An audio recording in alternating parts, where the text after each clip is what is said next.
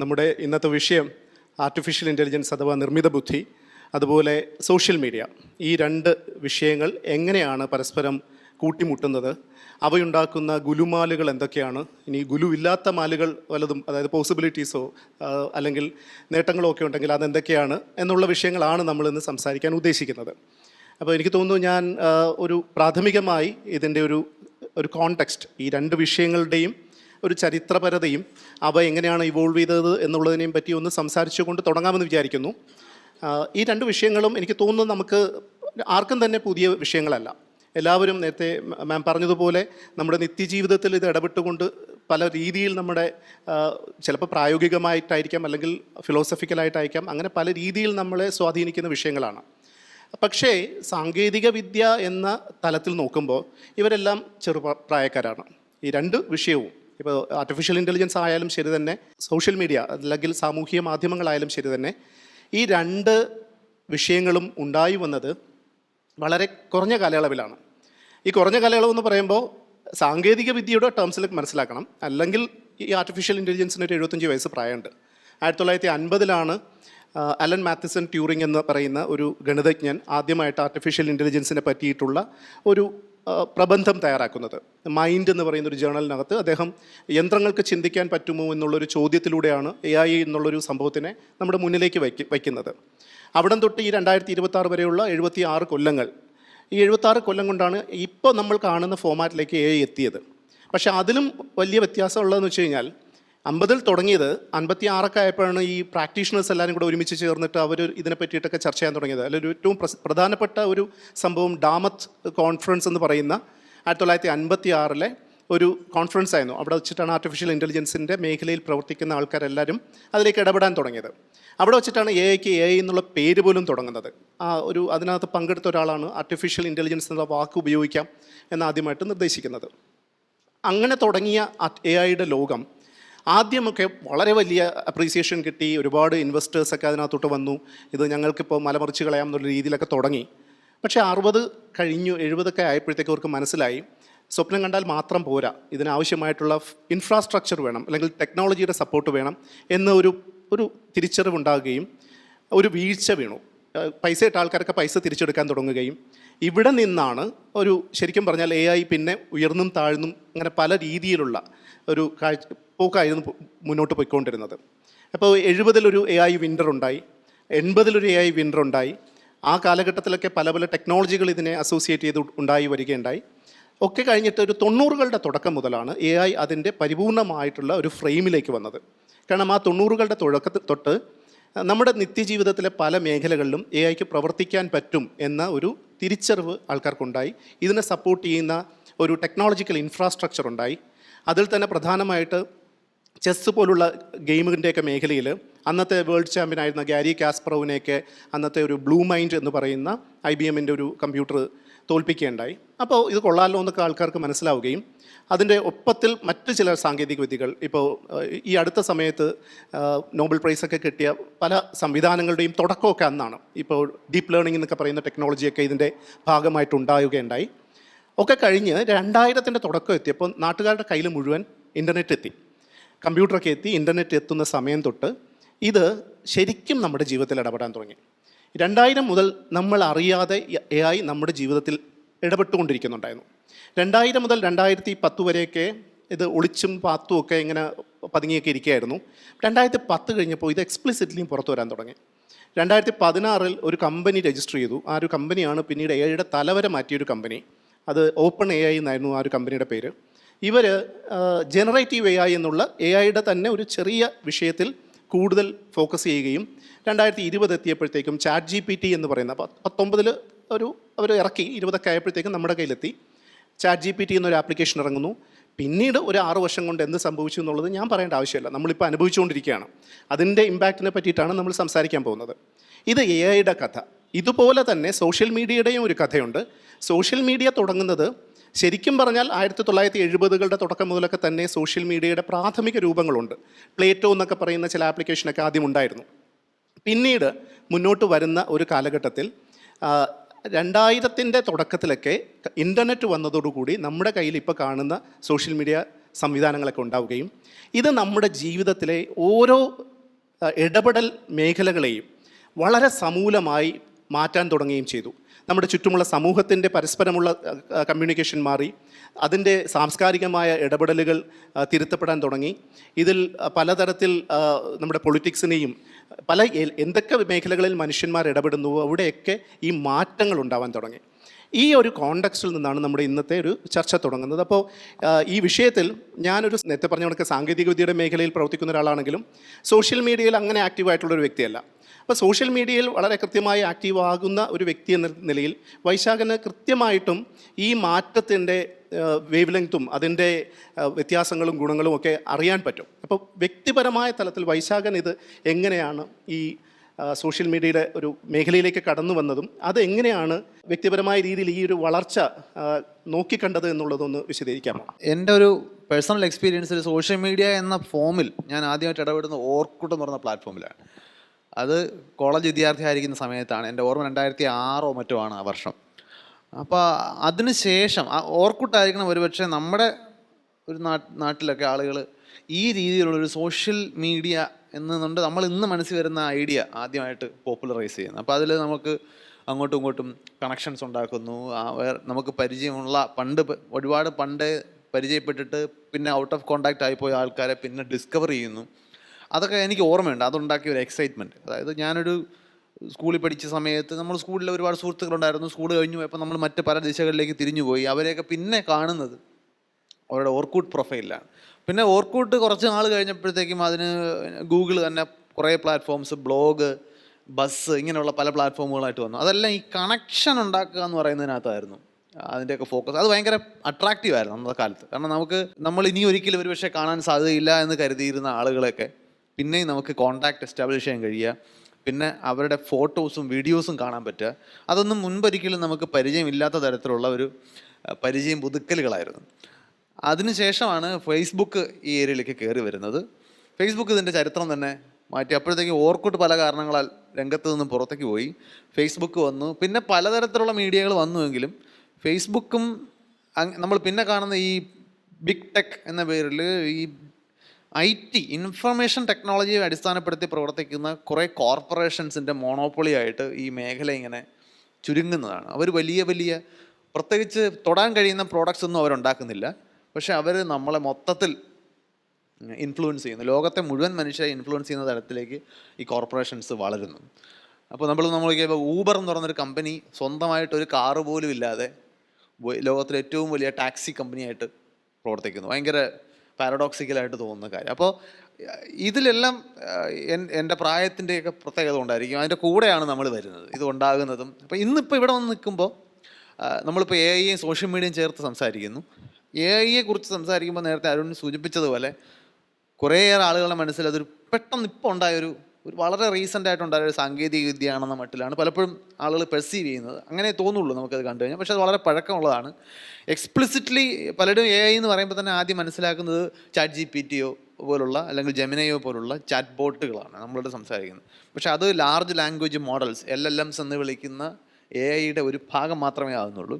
നമ്മളൊക്കെ ബോധതലത്തിൽ തിരിച്ചറിയുന്നതിന് മുമ്പ് തന്നെ നമ്മളെ AI സ്വാധീനിച്ചു കഴിഞ്ഞിരുന്നു.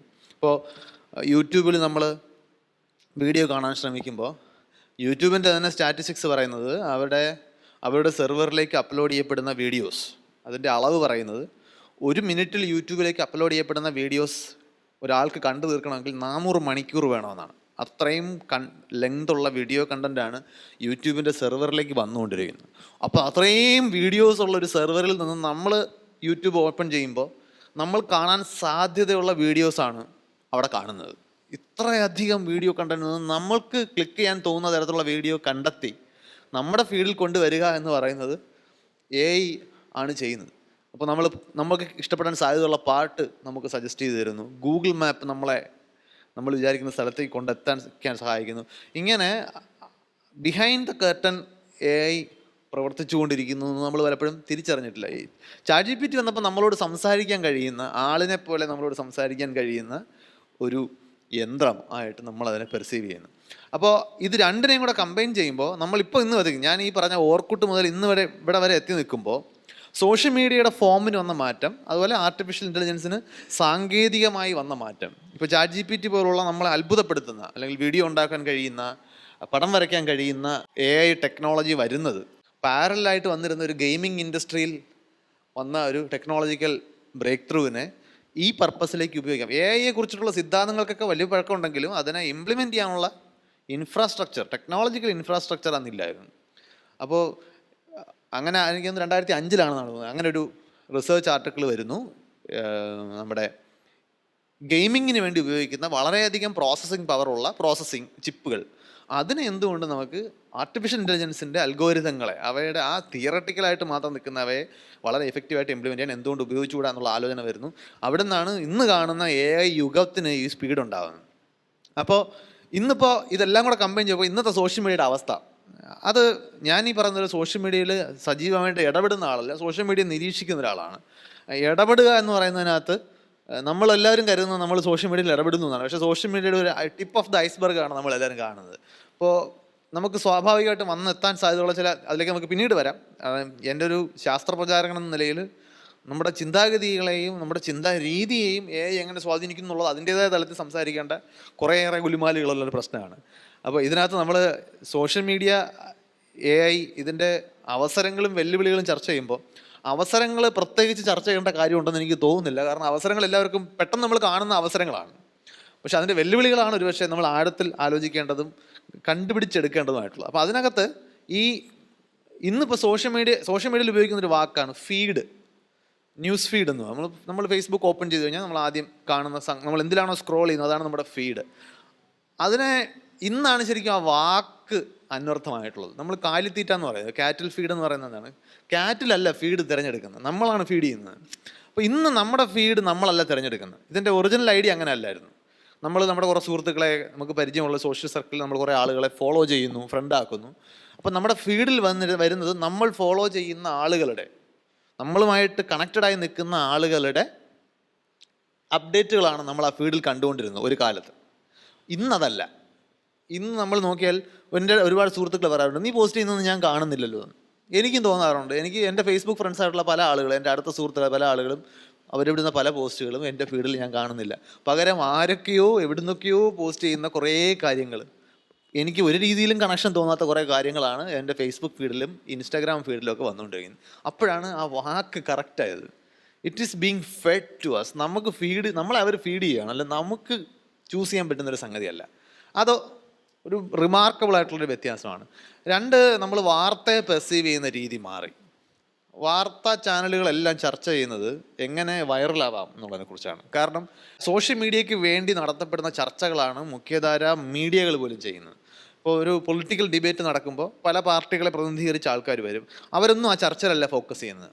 അവർ ഫോക്കസ് ചെയ്യുന്നത് നാളെ ഇതിൻ്റെ ക്ലിപ്പ് എടുക്കാൻ പറ്റുന്ന പഞ്ച് ഡയലോഗ്സ് എത്ര അടിക്കാം എന്നുള്ളതാണ് അവരുടെ ഓരോരുത്തരുടെയും. അവരങ്ങനെ പ്ലാൻ ചെയ്താണ് വരുന്നത്. കാരണം ഈ ചർച്ച TV-യിൽ കുറച്ച് പേര് കാണുമായിരിക്കും. അത് കഴിഞ്ഞിട്ട് ഇത് ആക്ച്വലി ഇമ്പാക്റ്റ് ചെയ്യാൻ പോകുന്നത് സോഷ്യൽ മീഡിയയിലാണ്. സോഷ്യൽ മീഡിയയിലേക്ക് വരുമ്പോൾ ഓരോ പാർട്ടിക്കും പ്രചരിപ്പിക്കാൻ അവരുടെ നേതാവ് പറഞ്ഞ ഒരു ക്ലിപ്പ് ഉണ്ടാവും. എന്നിട്ട് അവരുടെ എല്ലാം അവകാശവാദം ഈ ആൾ തേച്ചൊട്ടിച്ചു അല്ലെങ്കിൽ തൂക്കി എറിഞ്ഞു, ഇങ്ങനെയുള്ള പ്രയോഗങ്ങളായിരിക്കും എൻ്റെ കൂടെ വരുന്നത്. അത് വാർത്തയുടെ പദങ്ങളായി മാറിക്കഴിഞ്ഞു. അല്ലാതെ അത് ഇന്ന് വെറും ഒരു ഇൻഫോർമൽ സ്ലാങ് അല്ല, അത് മുഖ്യധാര വാക്കുകളായിട്ടാണ് ഇപ്പോൾ ഇതിനെയൊക്കെ ഉപയോഗിക്കുന്നത്. തേച്ചൊട്ടിച്ചു, തൂക്കി എറിഞ്ഞു, ഇങ്ങനെയൊക്കെയുള്ള അതെല്ലാവരും അംഗീകരിച്ചു കഴിഞ്ഞു. അപ്പോൾ അതിൽ നമ്മൾ നോക്കുമ്പോൾ ആരും ചർച്ചയുടെ മറുവശം കാണുന്നില്ല.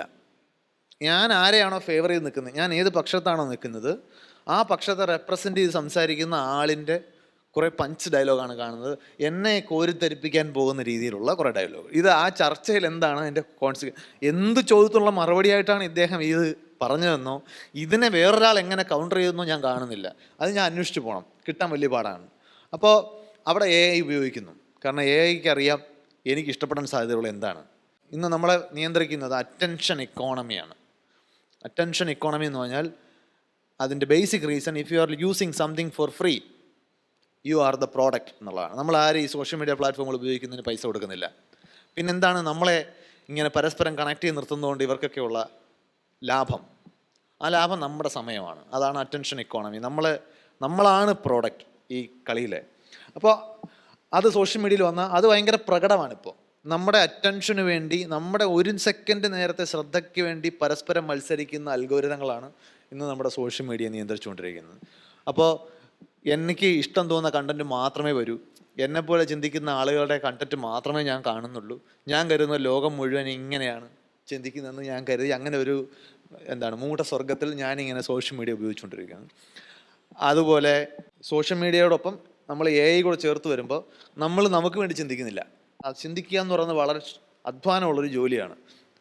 ആ അധ്വാനം നമ്മൾ എങ്ങനെ കുറയ്ക്കാമെന്നാണ് ആലോചിക്കുന്നത്. അതുകൊണ്ട് നമ്മൾ ന്യൂസ് അല്ല ഇപ്പോൾ കൺസ്യൂം ചെയ്യുന്നത്, ന്യൂസ് അനാലിസിസ് ആണ്. ബൈ ഡിസൈൻ ന്യൂസ് നമ്മളാണ് അനലൈസ് ചെയ്യേണ്ടത്. ന്യൂസ് നമുക്ക് കിട്ടും, ഒരാൾ ഇന്നത് പറഞ്ഞു, അല്ലെങ്കിൽ ഇന്ന സർക്കാർ ഇന്ന പോളിസി എടുത്തു. നമ്മൾ കരുതുന്നത് ആ പോളിസിയെ നമ്മൾ എങ്ങനെ മനസ്സിലാക്കുന്നു എന്നുള്ളതാണ് നമ്മുടെ അനാലിസിസ് ആണ്. പക്ഷേ ഇന്ന് നമ്മൾ അനാലിസിസിനല്ല മെനക്കെടുന്നത്. ഇതിനെ ഒരു പ്രത്യേക ആൾ എങ്ങനെ അനലൈസ് ചെയ്യുന്നു എന്ന് കണ്ടു കഴിഞ്ഞാൽ എനിക്കൊരു തീരുമാനം എടുക്കാമായിരുന്നു. അപ്പോൾ ഞാൻ അങ്ങനെ കുറേ ആൾക്കാരെ കണ്ടുവച്ചിട്ടുണ്ട്. എനിക്ക് വേണ്ടി ന്യൂസ് അനലൈസ് ചെയ്ത് തരും അവരാണ് അണ്ടർസ്റ്റാൻഡ് ചെയ്യിക്കുന്നത്. അല്ലാതെ എനിക്ക് ഇതിൽ നിന്നൊന്നും അധ്വാനിച്ച് മനസ്സിലാക്കുക. ഇതൊക്കെ ഈ സോഷ്യൽ മീഡിയയുടെ ഇവല്യൂഷൻ നമ്മൾ നോക്കിക്കഴിഞ്ഞാൽ ഇതെല്ലാം കാണാം. പിന്നെ വൈകാരികതയ്ക്കാണ് പ്രാധാന്യം. എങ്ങനെ ആളുകളെ വൈകാരികമായി ഉത്തേജിപ്പിക്കാം എന്നുള്ളതാണ് എല്ലാ കണ്ടന്റ്, അല്ലെങ്കിൽ അത്തരം കണ്ടന്റാണ് സോഷ്യൽ മീഡിയയുടെ AI അൽഗോരിതംസ് നമുക്ക് ഫീഡ് ചെയ്യുന്നത്. വൈകാരികത പറഞ്ഞാൽ ആങ്കർ, ആങ്സൈറ്റി, ഫിയർ, ഇങ്ങനെയുള്ള വികാരങ്ങൾ. അപ്പം എവിടെയെങ്കിലും നടക്കുന്ന എന്തെങ്കിലും ഒരു മോശം സംഭവം, അല്ലെങ്കിൽ എന്തെങ്കിലും നമുക്ക് ഒരാൾ വേറൊരാളെ ഉപദ്രവിക്കുന്നതോ, അല്ലെങ്കിൽ ഒരാൾ ടോക്സിക് ആയിട്ട് സംസാരിക്കുന്നതോ, ഇതൊക്കെ ആയിരിക്കും ഇത് കാണുമ്പോൾ തന്നെ നമ്മുടെ ഉള്ളിൽ നിന്ന് ഇങ്ങനെ നമുക്ക് വിസറലായിട്ട് ആ ഫീൽ ഇങ്ങനെ കയറി വരും. ഈ നാടിത് എങ്ങോട്ടാണ്, ഇങ്ങനെയൊക്കെയുള്ള ചോദ്യങ്ങൾ. അപ്പോൾ നമ്മൾ വൈകാരികമായിട്ട് പ്രതികരിക്കാൻ ഫോഴ്സ് ചെയ്യപ്പെടുന്നു. നോക്കിയാൽ മതി, ഏറ്റവും രസകരമായിട്ട് നമ്മുടെ ആക്ച്വൽ ചിന്താഗതികളുടെ ക്രോസ് സെക്ഷൻ കാണണമെന്നുണ്ടെങ്കിൽ സോഷ്യൽ മീഡിയയിലെ ന്യൂസ് ഹാൻഡിലുകളുടെ, നമ്മുടെ പേഴ്സണൽ പ്രൊഫൈലിൽ നോക്കിയാൽ നമുക്ക് കാണാൻ പറ്റില്ല, ന്യൂസ് ഹാൻഡിലുകൾ, ന്യൂസ് ആർട്ടിക്കിൾസിൻ്റെ കീഴെ വരുന്ന കമൻറ്റ്സ്, പ്രത്യേകിച്ച് കയ്യെത്താത്ത അകലത്തിലിരുന്ന് പറയുമ്പോൾ എന്തും പറയാം. അതാണ് ശരിക്കുള്ള അൺഫിൽറ്റേർഡ് റോ ആറ്റിറ്റ്യൂഡ്. തെറി വിളിക്കാം, കാരണം കീബോർഡിൽ നിന്നും തിരിച്ചടി കിട്ടത്തില്ല, നമുക്ക് എന്ത് വേണേലും അതിനകത്ത് എഴുതി പിടിപ്പിക്കാം. അക്ഷരത്തെറ്റൊക്കെ ഉണ്ടാവും, പിന്നെ വേറെ ആരെങ്കിലും കുറ്റപ്പെടുത്താം. ഏതെങ്കിലും ഒരു നേതാവ് പറഞ്ഞ ഇംഗ്ലീഷിൽ ചെറിയ ഗ്രാമർ മിസ്റ്റേക്ക് ഉണ്ടെങ്കിൽ അതിലും ഗ്രാമർ മിസ്റ്റേക്കുള്ള മലയാളത്തിൽ വിമർശിക്കാം. അത് ഞാൻ അതുകൊണ്ടാണ് നിരീക്ഷകനാണെന്ന് പറഞ്ഞത്. അതിൽ ഇടപെട്ട് കഴിഞ്ഞാൽ നമ്മളിത് കാണില്ല. നമ്മൾ നോക്കിക്കഴിഞ്ഞാൽ ഇങ്ങനെ ഒരുപാട് കാര്യങ്ങൾ സംഭവിക്കുന്നു. പിന്നെ മൈക്രോ ഇൻഫ്ലുവൻസേഴ്സും സോഷ്യൽ മീഡിയ ഇൻഫ്ലുവൻസേഴ്സ് എന്ന് പറഞ്ഞൊരു മറ്റൊരു വിഭാഗം. പല സോഷ്യൽ മീഡിയ ഇൻഫ്ലുവൻസേഴ്സിൻ്റെയും പ്രൊഫൈൽ ചെന്ന് കഴിഞ്ഞാൽ അവർ എഴുതുന്നത് പബ്ലിക് ഫിഗർ എന്നാണ് അവർ എഴുതുന്നത്. അപ്പോൾ നമ്മുടെയൊക്കെ മനസ്സിൽ അമ്മാവൻ സിൻഡ്രോം ഉള്ള ആളുകളുടെ മനസ്സിൽ പബ്ലിക് ഫിഗർ എന്ന് പറയുന്ന വാക്കിനൊരു മീനിങ് ഉണ്ട്. ആ മീനിങ് മാറി, കാരണം ഇൻഫ്ലുവൻസേഴ്സ് പബ്ലിക് ഫിഗേഴ്സ് എന്ന് വിളിക്കുന്നത്. അതൊരു വലിയ മാറ്റമാണ്. എന്താണ് what is A public figure, what is the definition of A public figure, അത് മാറി. അപ്പോൾ പിന്നെ ന്യൂസ്, ചെറിയ സ്കെയിലുള്ള ലോക്കൽ ന്യൂസ് നമ്മൾ കാണാം. ഇപ്പോൾ നമുക്ക് വേണമെങ്കിൽ പ്ലാമൂഡ് ന്യൂസ് എന്ന് പറഞ്ഞിട്ട് ഒരു പ്രൊഫൈൽ ഉണ്ടാക്കിയിട്ട് പ്ലാമൂഡിൻ്റെ പരിസരത്ത് നടക്കുന്ന വാർത്തകൾ മാത്രം കൊടുക്കുക. അങ്ങനെ ഒരുപാട് ലോക്കൽ ന്യൂസ് പോർട്ടലുകൾ വരുന്നുണ്ട്. അങ്ങനെയുള്ള ആ രീതിയിൽ സോഷ്യൽ മീഡിയ, പക്ഷേ ഇതെങ്ങനെയാണ് നമ്മുടെ ഫീൽഡിലേക്ക് വരുന്നതെന്നുള്ളത് AI ആണ് നിയന്ത്രിക്കുന്നത്. എന്നെ കൂടുതൽ ഉത്തേജിപ്പിക്കുന്ന കണ്ടന്റ് ഉണ്ടാക്കുന്ന ആളുകൾ കയറി വരും. അപ്പോൾ അതുകൊണ്ട് വാക്കുകളെല്ലാം നഷ്ടപ്പെട്ടു. മരണം എന്ന് പറയുന്ന വാക്കിപ്പോൾ ഇല്ല, ശ്രദ്ധിച്ചിട്ടുണ്ടോ എന്ന് എനിക്കറിയില്ല. ദാരുണാന്ത്യം എന്ന വാക്കേ ഉള്ളൂ.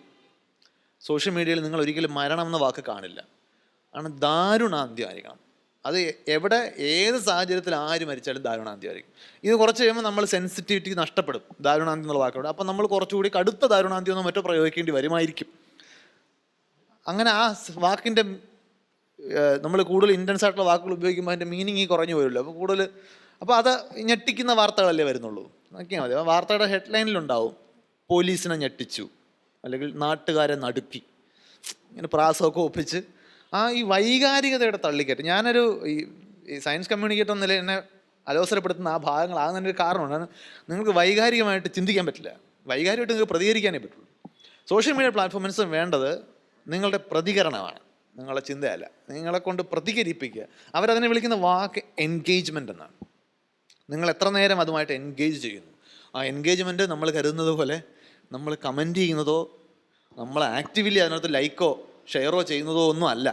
അതിനും അപ്പുറം നമ്മളുടെ കണ്ണ് ആ ഫോട്ടോയിലോ ആ ന്യൂസിലോ എത്ര നേരം തങ്ങി എന്നതാണ് എൻഗേജ്മെൻറ്റിൻ്റെ ഒരു മെട്രിക്.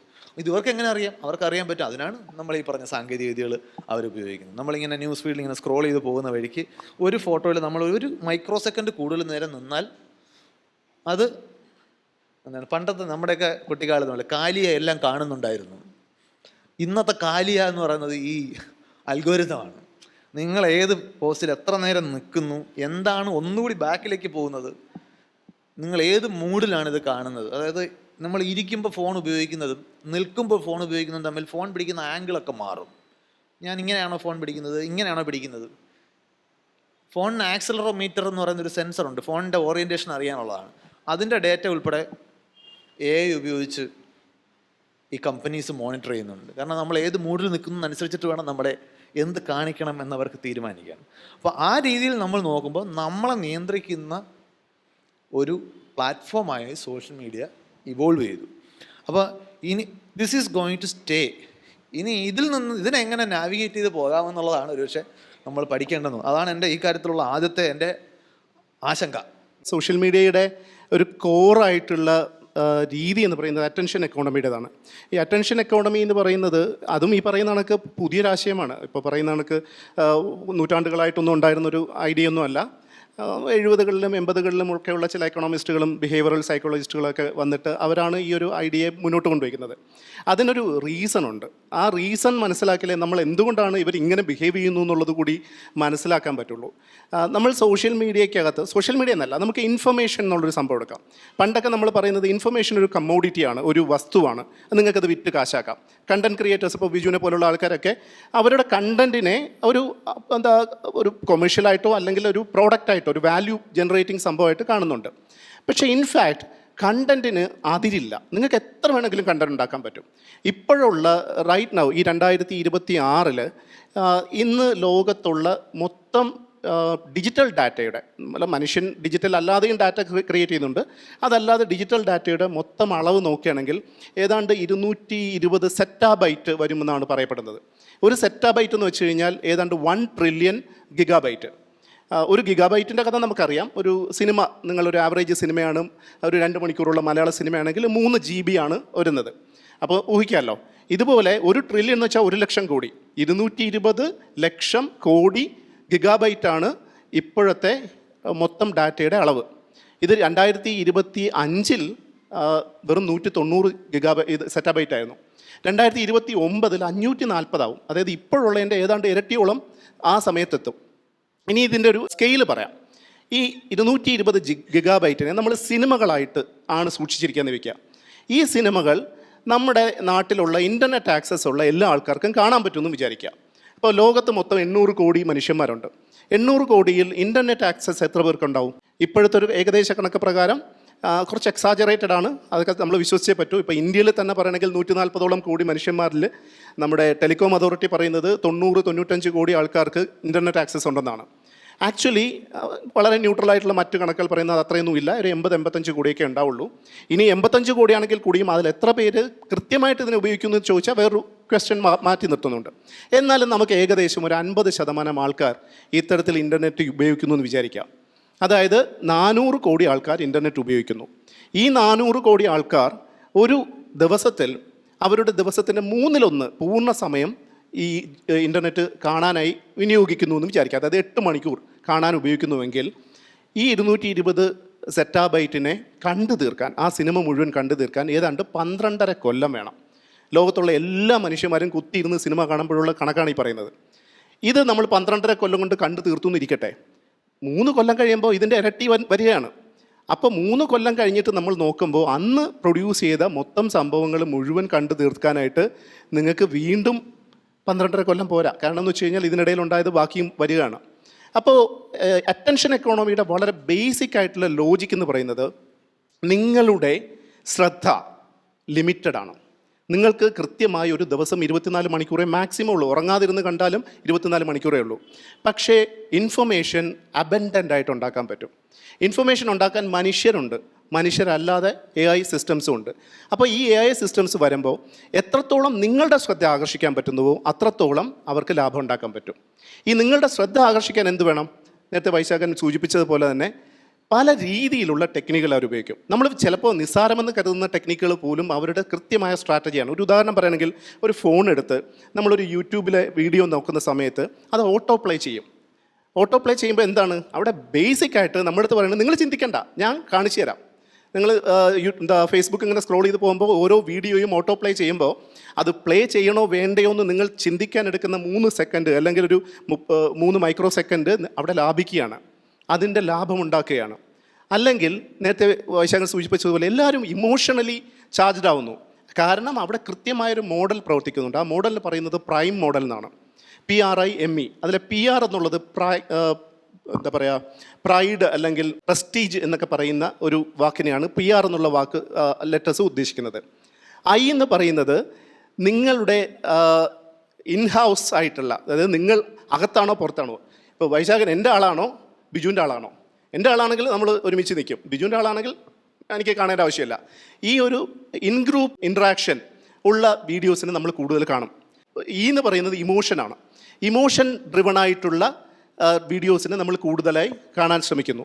അപ്പോൾ ഇമോഷൻ ഡ്രിവണായിട്ട് ഒരു സംഭവം കിട്ടുകയാണ്, ഒരു പർട്ടിക്കുലർ വീഡിയോ കിട്ടുമ്പോഴത്തേക്കും അതിൽ നേരത്തെ സൂചിപ്പിച്ചതുപോലെ എൻ്റെ ആങ്കറിനെ, എൻ്റെ വിഷമത്തിനെ, എൻ്റെ വൈകാരികതയെ ഒക്കെ വരികയാണെങ്കിൽ ആ ഇമോഷനെ ഞാൻ കൂടുതൽ അപ്രീഷിയേറ്റ് ചെയ്യുകയും അതിൽ ഞാൻ കൂടുതൽ സ്റ്റക്കായിട്ടിരിക്കുകയും ചെയ്യും. ഏറ്റവും ബേസിക്കായിട്ട് പറഞ്ഞു കഴിഞ്ഞാൽ, നിങ്ങളിപ്പോൾ ഒരു മലയാള സീരിയൽ കാണുമ്പോഴത്തേക്കും നിങ്ങൾക്ക് സങ്കടം തോന്നുന്നത് അല്ലെങ്കിൽ നിങ്ങൾ ആ സീരിയൽ വീണ്ടും വീണ്ടും കാണാൻ ശ്രമിക്കുന്നത് അതിനൊരു ഇമോഷണൽ കണക്റ്റ് കിട്ടുന്നതുകൊണ്ടാണ്, നിങ്ങളെ അലോസരപ്പെടുത്തുന്നതുകൊണ്ടാണ് നിങ്ങൾ അതിലേക്ക് അഡിക്റ്റായി മാറുന്നത്. അത് നമ്മുടെ ശരിക്കും ശരീരത്തിൻ്റെ ഒരു പ്രത്യേകതയാണ്.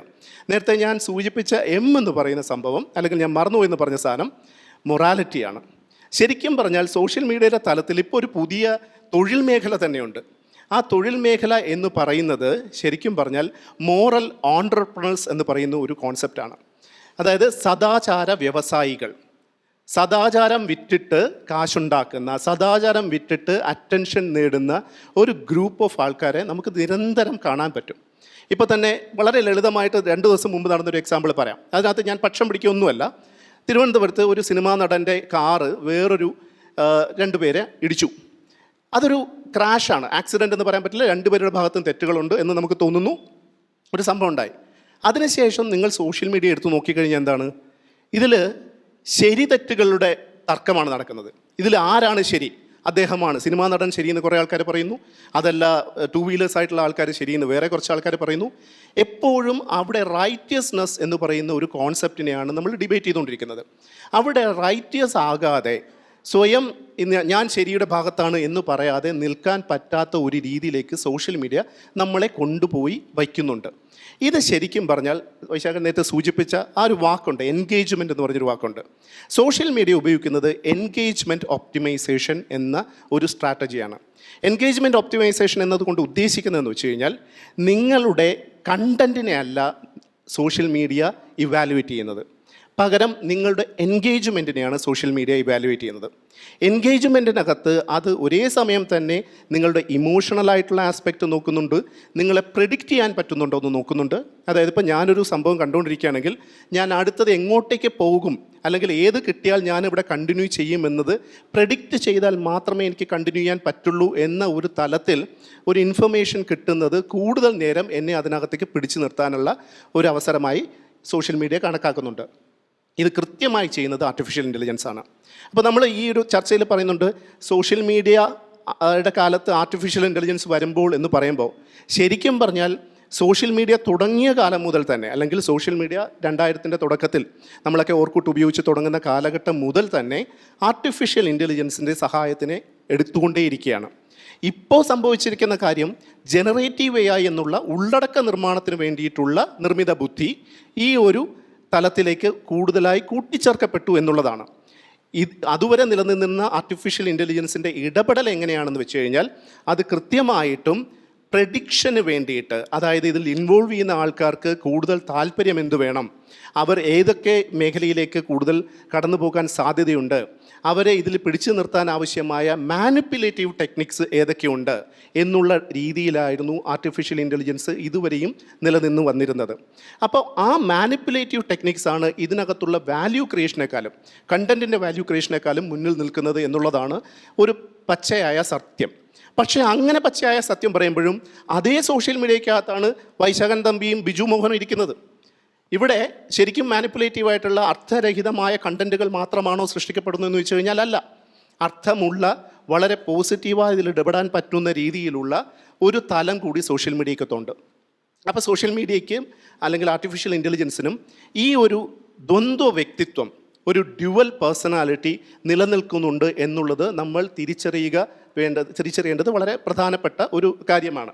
അത്തരത്തിലുള്ള ഈ ദ്വന്ദ്വ വ്യക്തിത്വം നിലനിൽക്കുന്ന ഒരു മേഖലയിൽ എനിക്ക് തോന്നുന്നത്, ഇപ്പോൾ പ്രോബബ്ലി ബിജുവിനും എപ്പോഴെങ്കിലുമൊക്കെ അതിനകത്ത് ഇടപെട്ട് സംസാരിക്കാവുന്നതാണ്, ഇപ്പോൾ വളരെ പ്രോഗ്രസീവായ നിലപാടുകളിലൂടെ അല്ലെങ്കിൽ വളരെ കൃത്യമായ ശാസ്ത്ര നിലപാടുകളിലൂടെ എന്നാൽ സക്സസ്ഫുള്ളായി സോഷ്യൽ മീഡിയ ഇൻട്രാക്ഷൻസ് നടത്താൻ കഴിയുന്ന ഒരു വ്യക്തി എന്നുള്ള രീതിയിൽ വൈശാഖൻ പേഴ്സണലി അനുഭവിക്കുന്ന എന്തെങ്കിലും ചലഞ്ചുകളോ അല്ലെങ്കിൽ ഇത്തരത്തിലുള്ള എന്തെങ്കിലും പ്രഷർ ഈ പ്ലാറ്റ്ഫോം ഇത്തരം ഒരു പ്രോഗ്രസീവ് എന്ന് നമുക്ക് പറയാൻ പറ്റുന്ന ഇൻഫ്ലുവൻസർ ഗ്രൂപ്പുകളെ കൂടുതലായിട്ട് അത്തരത്തിലൊരു പ്രഷർ തരുന്നുണ്ടോ? അതിനെപ്പറ്റി എന്താണ് തോന്നുന്നത്?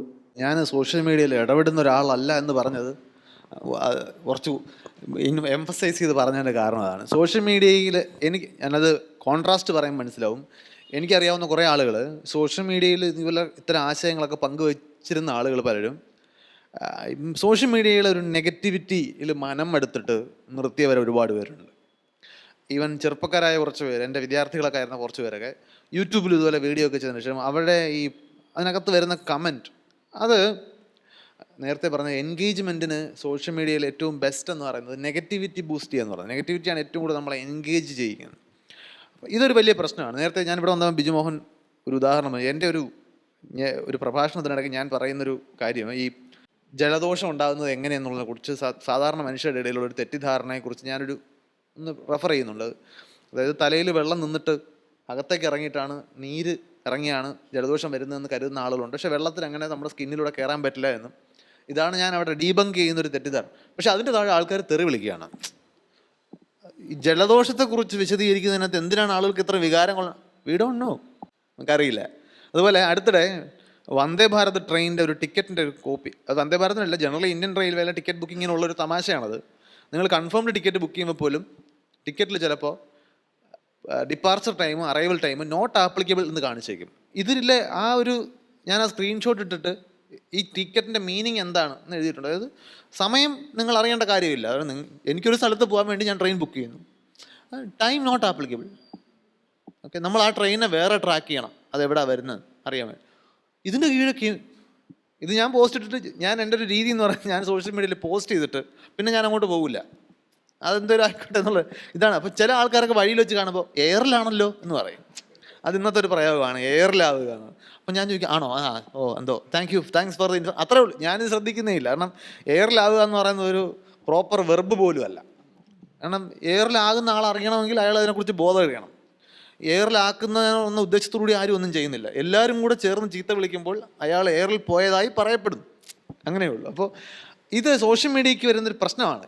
അതായത് ഇതിനെ നിങ്ങൾ സീരിയസ് ആയിട്ട് എടുക്കാൻ തുടങ്ങിയാൽ നിങ്ങൾക്ക് സോഷ്യൽ മീഡിയ സർവൈവ് ചെയ്യാൻ പറ്റില്ല.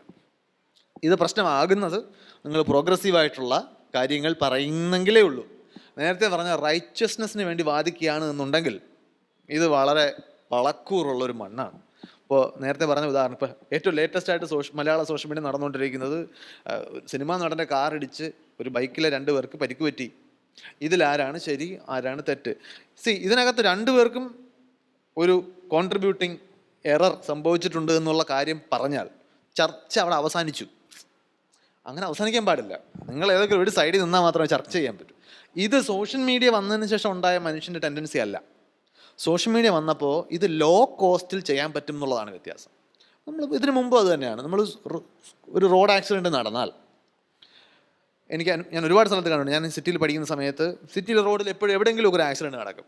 ഈ ആക്സിഡൻറ്റ് നടന്നിട്ട് ഈ ഇടിച്ച വണ്ടികൾ അങ്ങോട്ട് നീക്കിയിട്ടിട്ടുണ്ടായിരിക്കും. പിന്നെ ഈ ആൾക്കാരെയൊക്കെ പല സ്ഥലത്ത് അവരങ്ങ് പോയി, പിന്നെ പോലീസിൻ്റെ എന്തെങ്കിലും പ്രൊസീജിയറിന് വേണ്ടിയിട്ട് ഈ വണ്ടി അവിടെ തന്നെ സൂക്ഷിക്കും. അപ്പം നിങ്ങൾ ആ ഭാഗത്ത് ചെന്ന് നോക്കിക്കഴിഞ്ഞാൽ അതിന് ചുറ്റും ആൾക്കാർ നിന്നിട്ട് അനലൈസ് ചെയ്യും. ഈ പുള്ളി ഇവിടെ നിന്ന് ഇങ്ങനെ തിരിഞ്ഞിരുന്നെങ്കിൽ ഇത് സംഭവിക്കില്ലായിരുന്നു.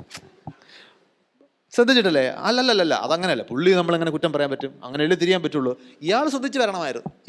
അതായത് ആ വണ്ടി എല്ലാം അവിടെ നടന്ന സംഭവങ്ങളെല്ലാം സെറ്റിൽഡ് ആണ്. ആ വണ്ടി അവിടെ വെച്ചിട്ടുണ്ട്.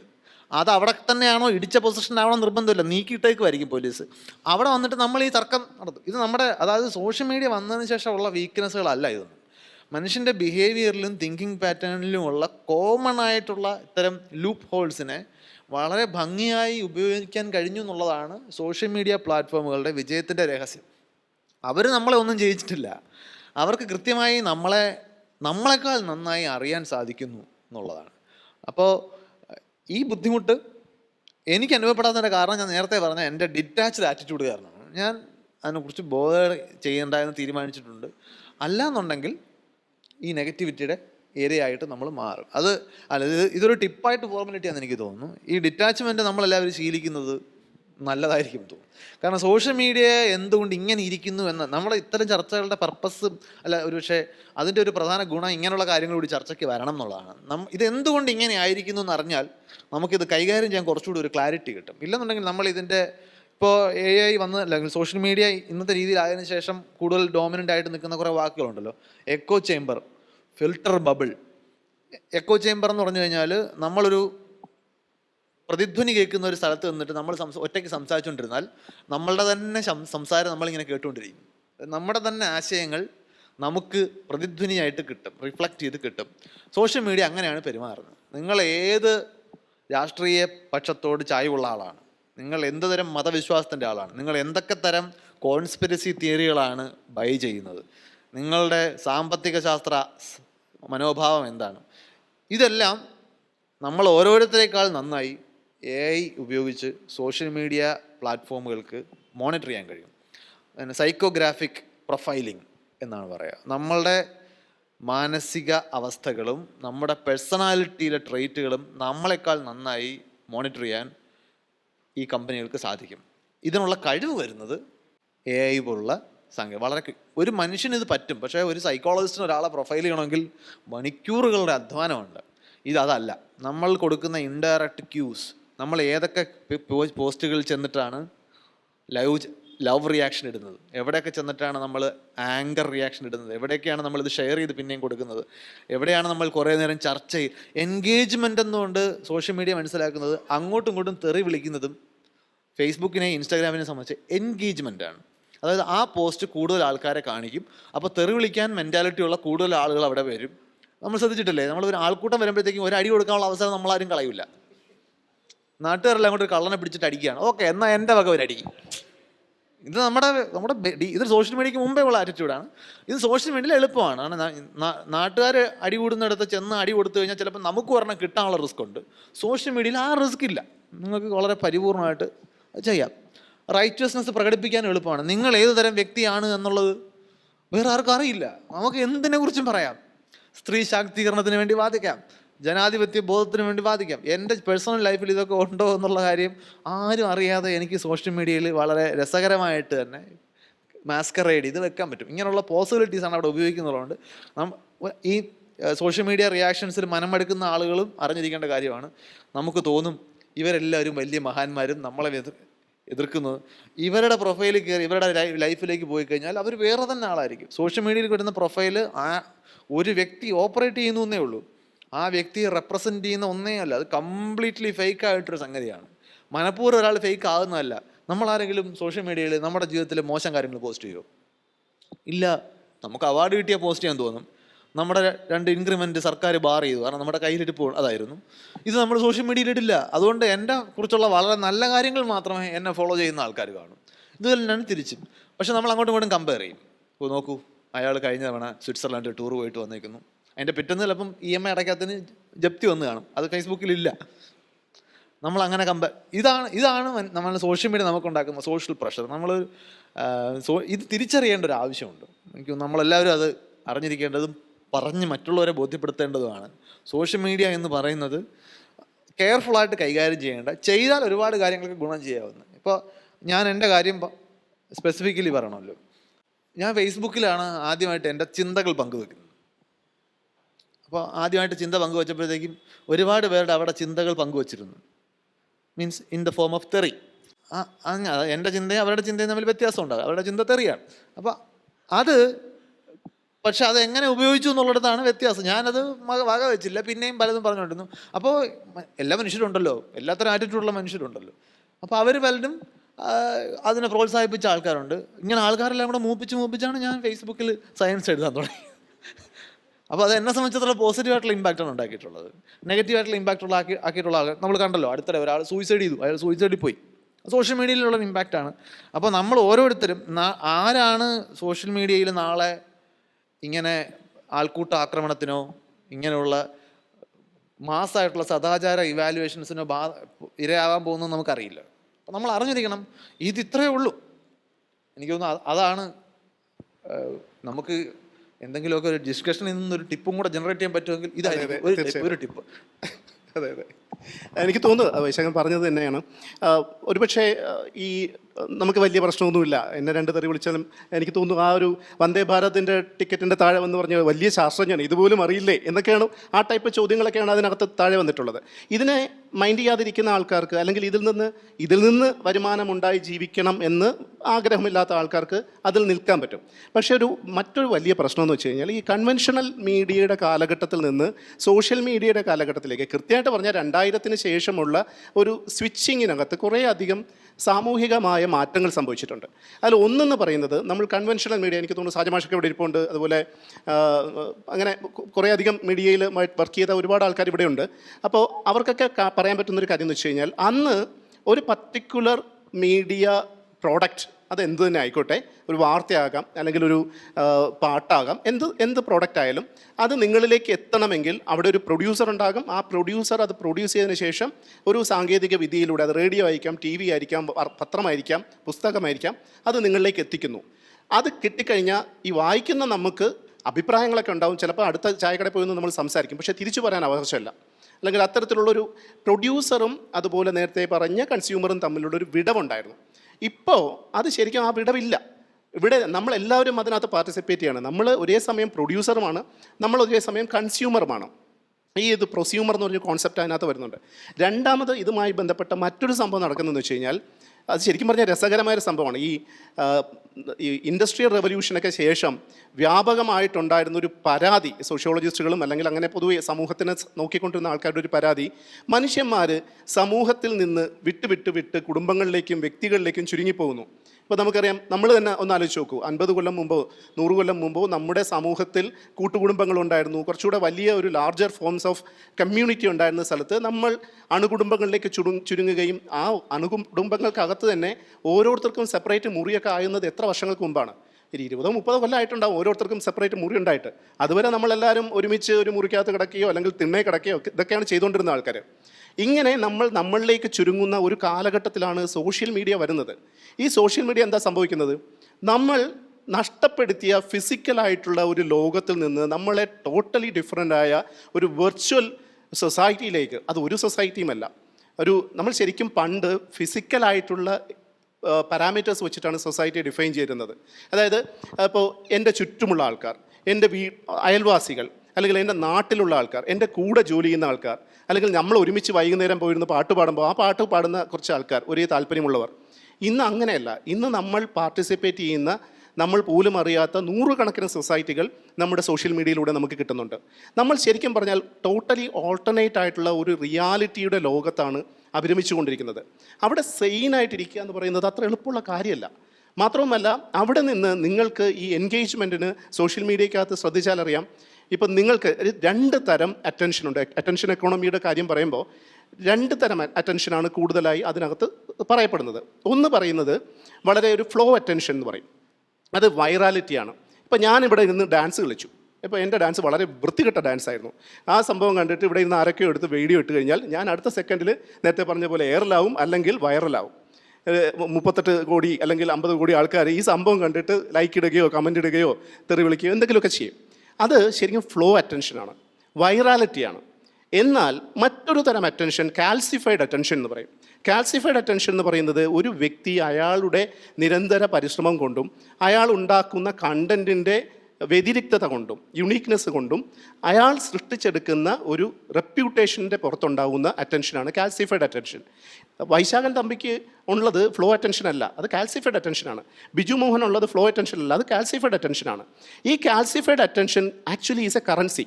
അതിന് നമുക്ക് വേറൊരു രീതിയിൽ അതൊരു പക്ഷേ പണമായിട്ടോ റെപ്യൂട്ടേഷനായിട്ടോ അല്ലെങ്കിൽ വേറെ ഏതെങ്കിലും ഒരു ഗുഡ് വില്ലായിട്ടോ കൺവേർട്ട് ചെയ്യാൻ പറ്റുന്നൊരു സംഭവമാണ്. ഈ കറൻസിയാക്കി മാറ്റുമ്പോൾ അതിനകത്ത് മാർക്കറ്റിൻ്റെ സാമ്പത്തിക ശാസ്ത്രം അപ്ലൈഡ് ആവും.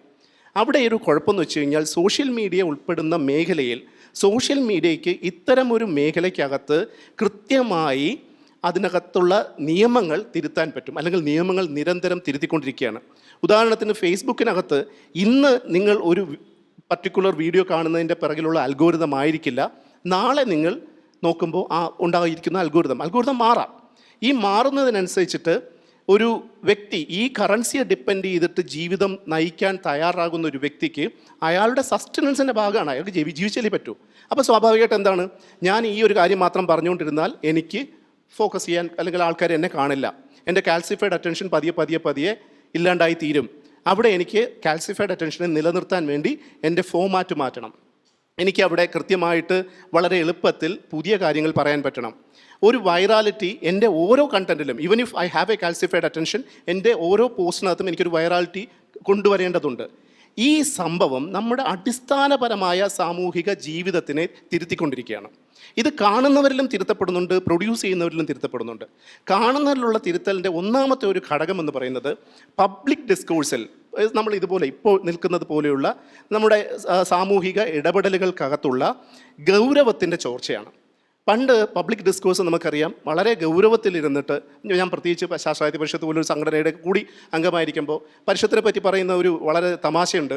രാത്രി കിടക്കാൻ പോകുമ്പോഴും സംസാരിച്ചുകൊണ്ടാണ് കിടക്കുന്നത്, രാവിലെ എഴുന്നേൽക്കുമ്പോഴും സംസാരിച്ചുകൊണ്ട് എഴുന്നേൽക്കുന്ന ടൈപ്പ് ഓഫ് ഗൗരവം ഇന്നത്തെ പബ്ലിക് ഡിസ്കോഴ്സിനില്ല. അവിടെ ഒരു കൈൻഡ് ഓഫ് മീമിഫിക്കേഷൻ എന്ന് പറയുന്ന ഒരു സംഭവം ഉണ്ടാവുന്നു.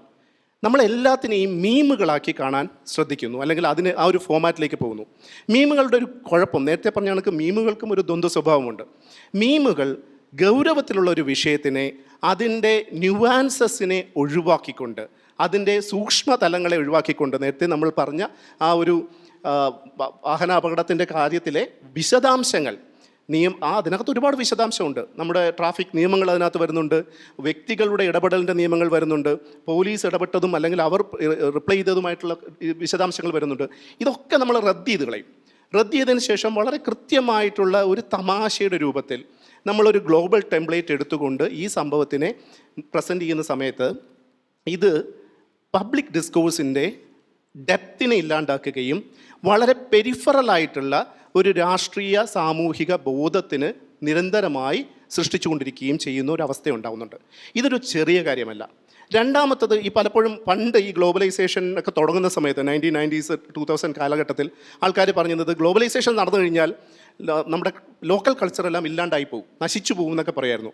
ഇപ്പോൾ 2026 നമ്മളൊരു ഗ്ലോബലൈസ്ഡ് ലോകത്താണ് ജീവിച്ചിരിക്കുന്നത്. ഇവിടെ നമ്മൾ എന്താ കാണുന്നത്? എനിക്ക് തോന്നുന്നത് നിങ്ങളിൽ ഓരോരുത്തരും ഏറ്റവും കൂടുതൽ വ്യത്യസ്തങ്ങളായിട്ടുള്ള ഒരു ഡയലക്റ്റുകൾ കേൾക്കുന്നത്. ഇപ്പോൾ കണ്ണൂർ ഭാഷ എനിക്കറിയില്ലായിരുന്നു, പക്ഷേ ഞാനിപ്പോൾ കണ്ണൂർ ഭാഷയുടെ ആരാധകനാണ്. അതുപോലെ കാസർഗോഡിലെ ഏറ്റവും റിമോട്ടായിട്ടുള്ള കള്ളാർ എന്ന് പറയുന്നത്, അല്ലെങ്കിൽ കാഞ്ഞങ്ങാട് എന്ന് പറയുന്ന സ്ഥലത്ത്, അല്ലെങ്കിൽ മംഗലാപുരത്തിനോട് ചേർന്ന് കിടക്കുന്ന സ്ഥലത്തെ വളരെ രസകരമായിട്ടുള്ള കാര്യങ്ങൾ എനിക്കിപ്പോൾ അറിയുന്നത് അത്തരത്തിലുള്ള പ്രോഡക്റ്റുകൾ സോഷ്യൽ മീഡിയയിൽ ഉണ്ടായി വരുന്നു. ഇത് ശരിക്കും ഒരു വൈരുദ്ധ്യമാണ്. കാരണം ഒരേ സമയത്ത് ഗ്ലോബലി ഉള്ള ഒരു ടെംപ്ലേറ്റ് കൊണ്ടുവരികയും അതേസമയം ലോക്കലി ഉള്ള ക്രിയേറ്റിവിറ്റി അപ്ലിഫ്റ്റ് ചെയ്യപ്പെടുകയും ചെയ്യുന്നു.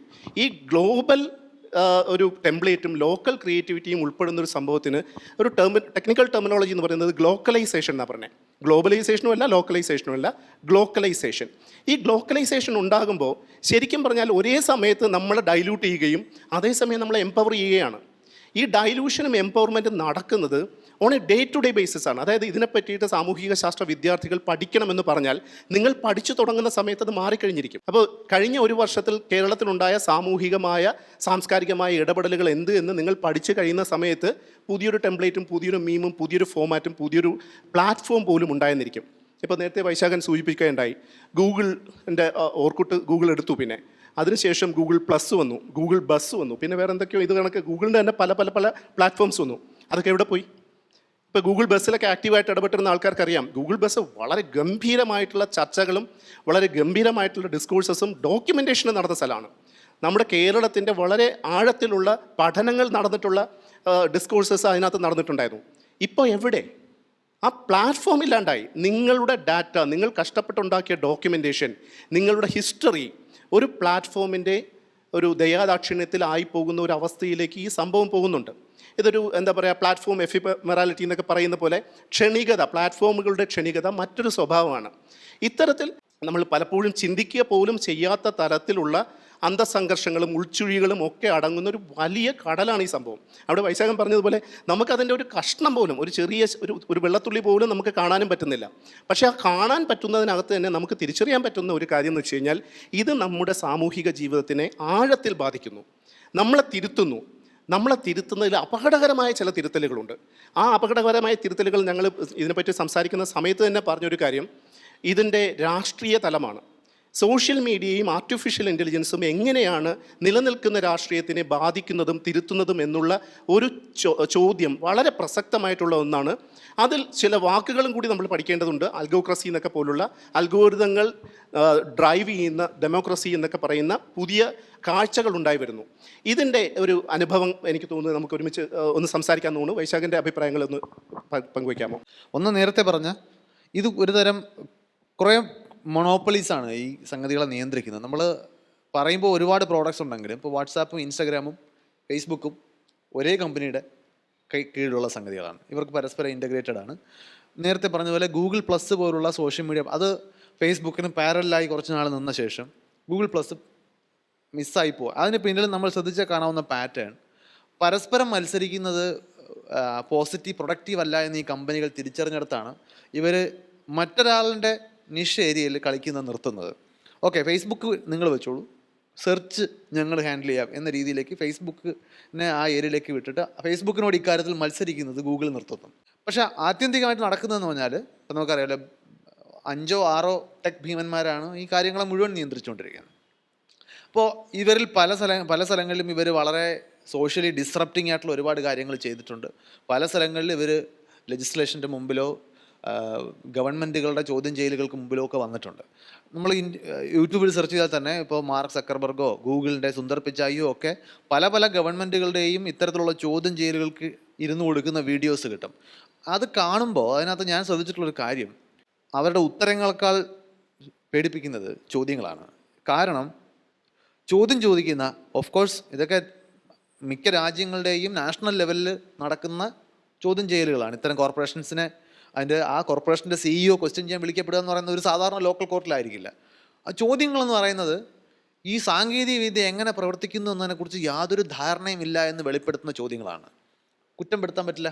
വളരെ സീനിയറായിട്ടുള്ള പ്രായമുള്ള ആളുകളാണ് ഈ ഉദ്യോഗസ്ഥരായിട്ടിരിക്കുന്നത്. അവർക്ക് ഇത് ഒരു ബ്ലാക്ക് ബോക്സ് ആണ്, ഇതെങ്ങനെ പ്രവർത്തിക്കുന്നതെന്ന് അറിയില്ല. അവരുടെ ചോദ്യങ്ങൾക്ക് ഇപ്പോൾ ഉദാഹരണത്തിന് ഞാൻ എവിടെയൊക്കെ പോകുന്നുണ്ട് എന്ന് ഗൂഗിൾ മോണിറ്റർ ചെയ്യുന്നുണ്ടോ എന്ന് ചോദിച്ചാൽ ഗൂഗിളിൻ്റെ CEO പറയുന്ന ഉത്തരം വിശ്വസിക്കുക അല്ലാതെ വേറൊരു ഓപ്ഷൻ ഇല്ല.